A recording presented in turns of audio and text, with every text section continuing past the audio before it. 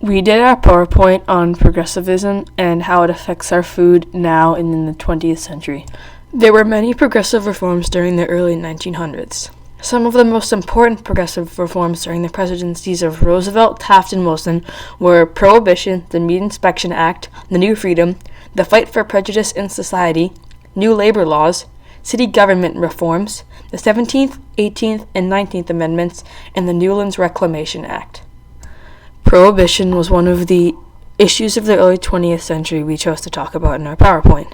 Prohibition was a ban on making, selling, and distributing alcohol. It was put into effect in 1923.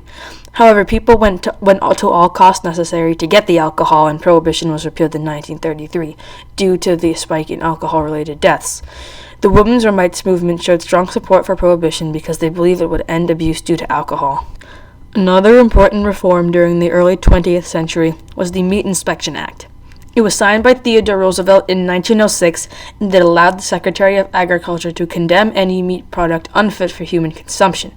This law was meant to improve the food Americans consumed on a daily basis, and it was passed largely due to The Jungle, a muckraking novel by Upton Sinclair in 1906, which revealed to the public the horrors inside the meat-packing plants.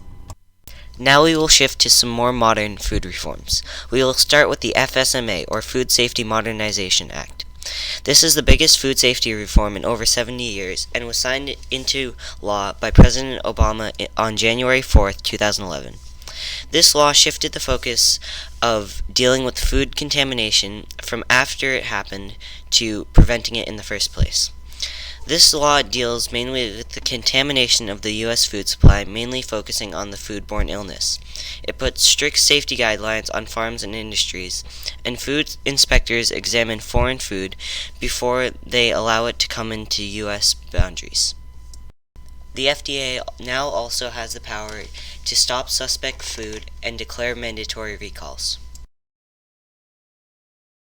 I had it right in front of me and I was reading it off the first time I did it because I didn't have to.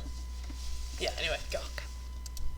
Another food safety act is the FDAAA, or Food and Drug Administration Amendments Act. It was signed into law on September 27th of 2007 by George W. Bush.